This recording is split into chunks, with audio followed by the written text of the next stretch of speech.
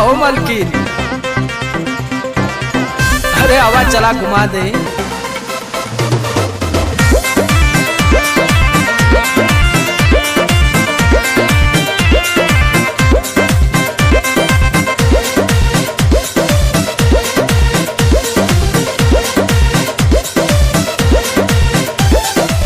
चलो ना जानू आज पटना घुमा दूं। अच्छा? चल के बजरिया में शॉपिंग करा दूं। बाबू ना सुनो, क्या बात है?